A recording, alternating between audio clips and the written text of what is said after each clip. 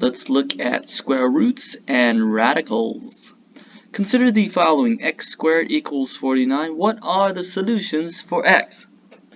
If we think about it carefully, there's two possible solutions. 7 squared will give us 49, or negative 7 squared will give us 49. So there's two possible solutions. Therefore, when we say what's the square root of 49, we have two possible answers, 7 or negative 7, because if we square 7, we get 49, and if we square a negative 7, we also get 49. So there's two solutions to this square root, a positive 7 and a negative 7. In this class, however, we will only consider the principal square root. That means I want to look at only the positive square roots in our class. So for our class, if I ask you what's the square root of 49, we're going to say the answer is 7, because 7 is the positive square root, and that's the principal square root. We're only considering solutions that are principal. So let's look at some examples. What is the square root of 144? Well, we can think about this. What do I need to square to give me a 144? Well, this has to imply that 12 squared gives us 144. So the square root of 144 is 12. In part B, we asked the same question. What do I need to square so I can get a 25? And that is going to be 5 squared. We know 5 squared is 25. So the square root of 25 is just 5. In part C and D, it's the same strategy. What should I square to give me a 100? This has to be a 10. The square root of 100 is equal to 10. What do I need to square to get a 169? That is a 13. The square root of 169 is 13.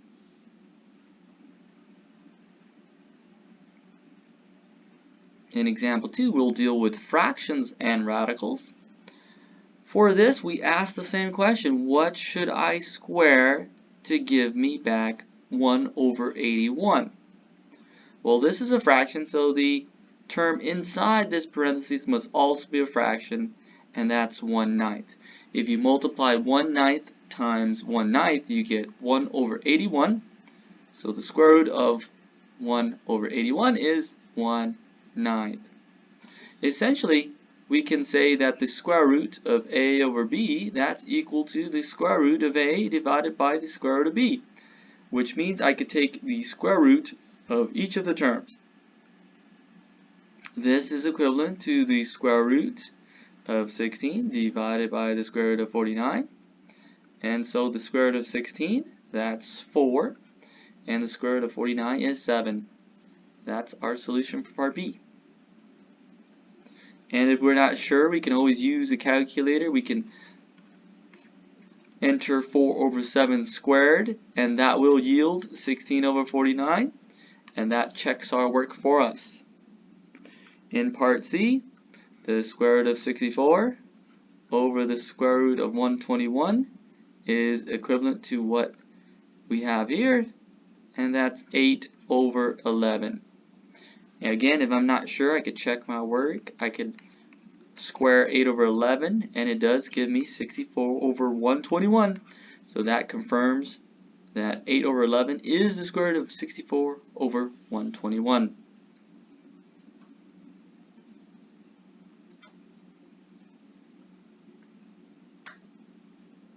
In example 3, we have a negative here outside the square root, so we'll just focus on the inside of the square root first.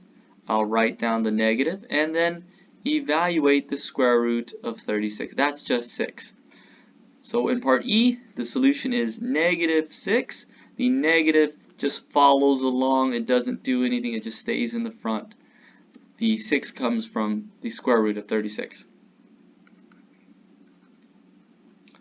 In part F, we have the same scenario, so I'll write the negative in the front, and then we'll figure out what the square root of 225 is. We can use our calculator to guess, or we can use our calculator to evaluate this. And that's 15. The square root of 225 is 15, and so this is negative 15. For the square root of negative 100, you want to be careful. We're going to ask the question, what should I square so I can get a negative 100 out of it? Think about that for a moment. What number will work if you square it, you get negative 100? Well, there's a problem. This is a negative. When we square numbers, what happens? It becomes positive. So this does not work. So I'm going to write, there is no real solution. In this case, we don't have a real solution, because if we square a number, a real number, it will become positive, and that doesn't work. So in this case, part G, we can't take the square root of a negative. When you have the square root of a negative, there's no real solution.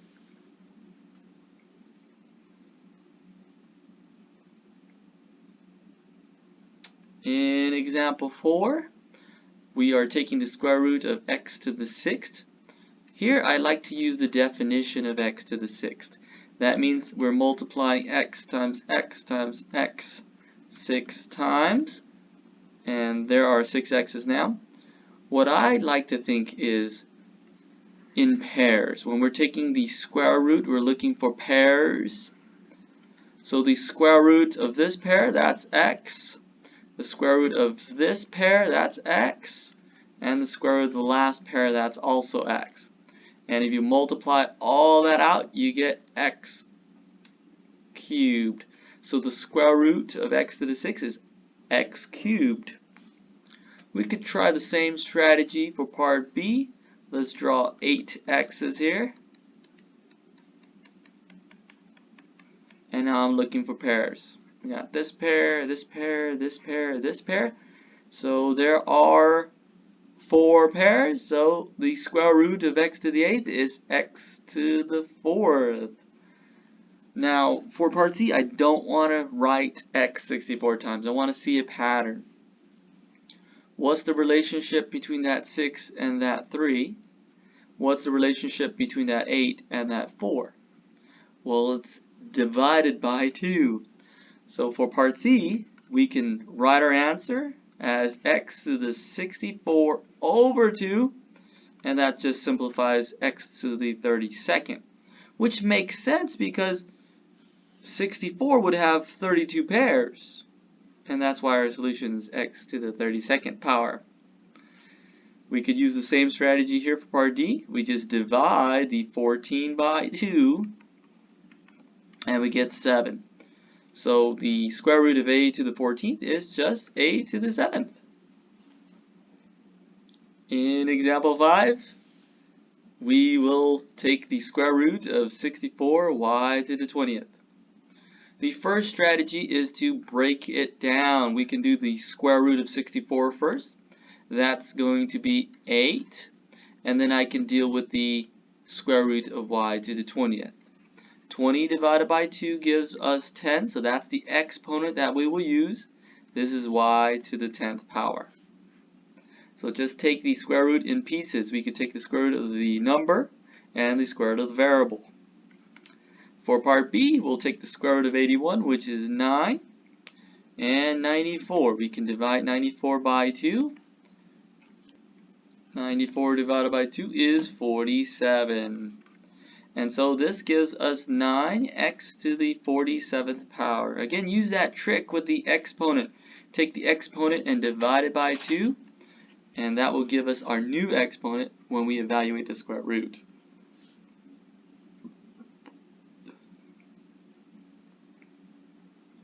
For part D, we do the same process.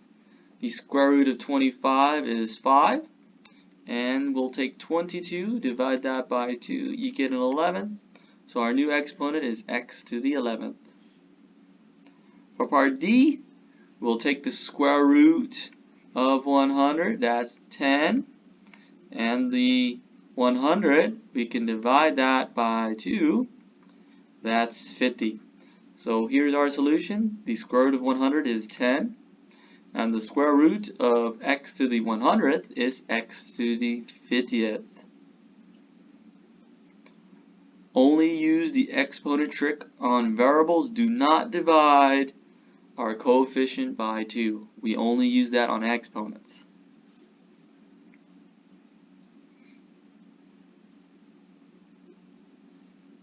In question A, B, I want us to use our calculators.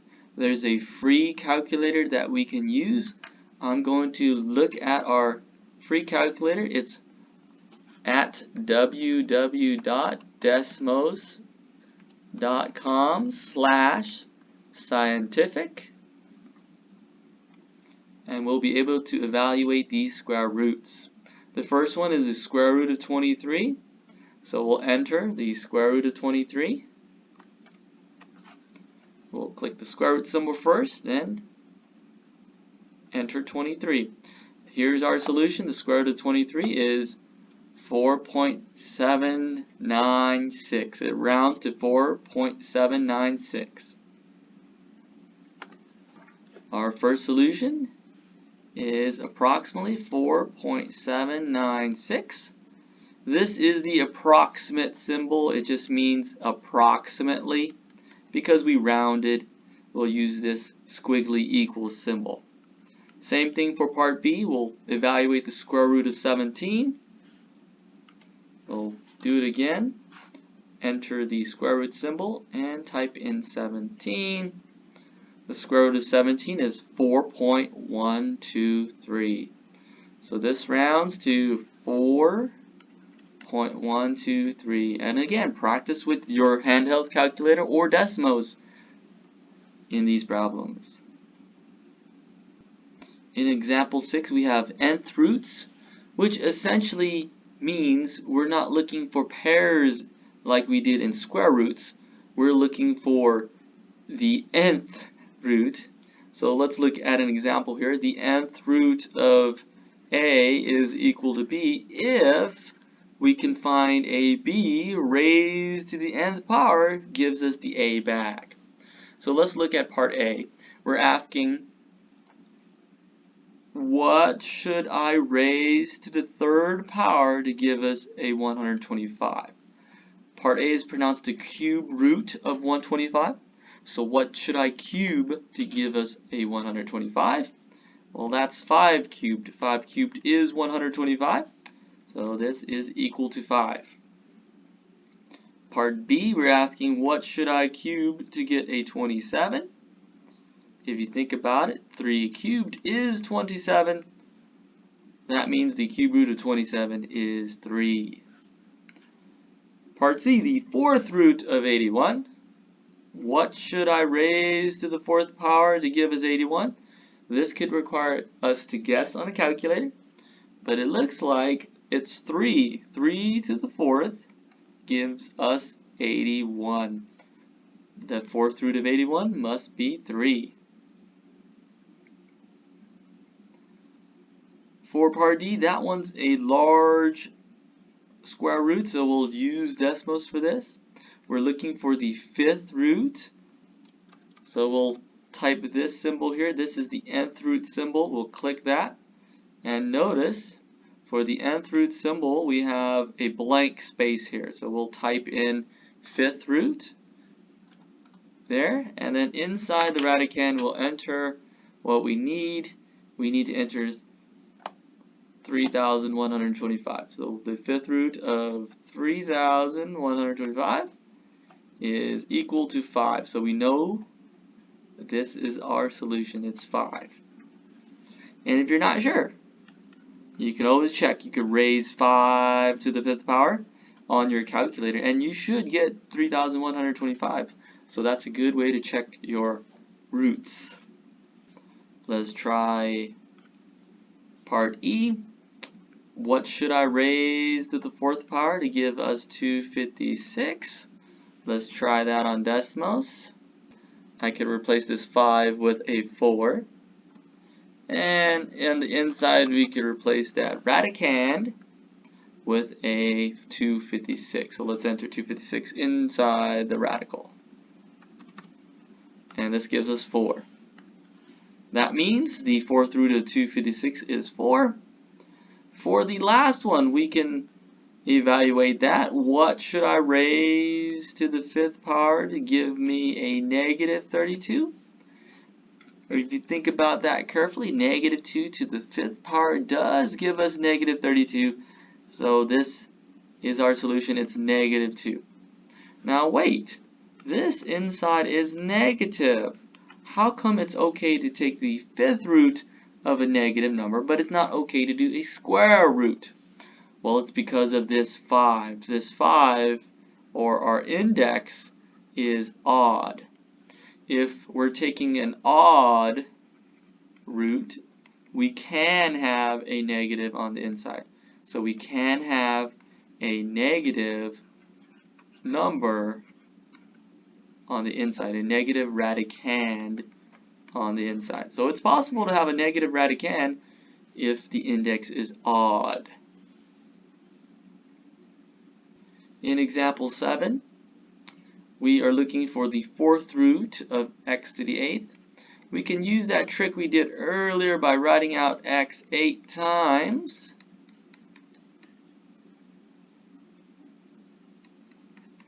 But we're not looking for groups of 2. This index is a 4, so we're looking for groups of 4. And so we have 2 of these. So the solution to part A is x squared. Now this is good. We can actually use a trick that we done earlier. We can divide the exponent here by the index. If you divide 8 by 4, you get 2, which is the exponent that we need. So that's the trick we're going to use for part B. If I take 9 and divide it by 3, since we're looking for groups of 3, this is 3. That's our exponent. So I'm going to rewrite this as x cubed because we have 3 groups of 3.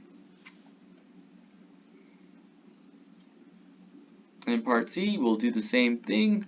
We're using our trick now. 42 divided by 6 is going to give us 7. In part C, the answer is x to the 7th. Same thing for part D. We have 117 divided by the index 9, and that's 13. Which means the ninth root of x to the 117th power is the same as x to the 13th power. In example 8, it's the cube root. So we'll take the cube root of each part separately. The cube root of 64, that is 4. So that part is 4. Now for the 3, I need to divide it by 3. The 9 for the exponent needs to be divided by 3 because that's the index. And 21 will divide that by 3. 3 divided by 3 is 1. 9 divided by 3 is 3. And 21 divided by 3 is 7. So these are my new exponents. We have x to the first power, or just x, b to the third, and c to the 7th. In part B is the same strategy. I'll have to figure out what the fifth root of 243 is, and we could use our calculator for that. And according to my calculator, the fifth root of 243, that is 3. And for the 35 and 40, we'll divide those exponents by 5 because that's the index. 35 divided by 5 is 7. And 40 divided by 5, that's 8. My answer is x to the 7th, y to the 8th.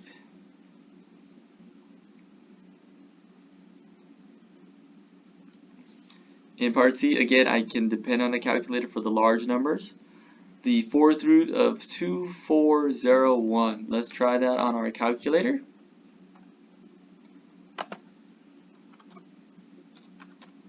And that's 7. So the fourth root of 2,401 is 7. And then we can divide the 44 and the 80 by our index. 44 divided by 4 is 11. So this is x to the 11th. And 80 divided by 4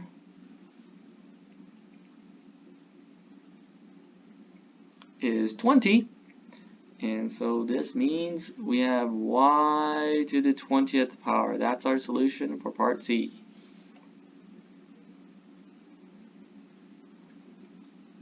Let's look at a rule called the product rule. This product rule says the nth root of A times the nth root of B is equal to the nth root of A times B. Which means if I have a root times another root, I can just combine these into one big radical. That's all this is saying. That's the product rule for square roots. The nth root of A times the nth root of B is equal to the nth root of the product AB. So let's try some of these examples out. For part A, we can combine this as the square root of 45n times 5n. And that's equal to the square root of 225. N times n is n squared. So we can evaluate this. The square root of 225 is 15. And the square root of n squared is n. Same thing for part B. I can take and multiply the insides together. And 6 times 150 gives us the square root of 900. B to the 5th times b cubed. We add the exponents together. That's b to the 8th. The square root of 900, that is 30. And the square root of b to the 8th, that's b to the 4th.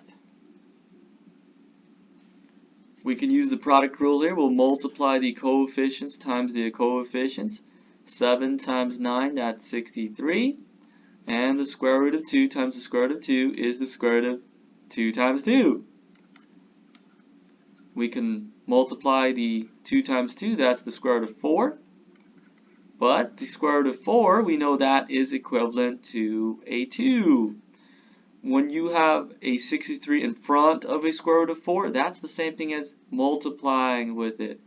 So this is 63 times 2, which I can simplify as 126. That's our solution for part C.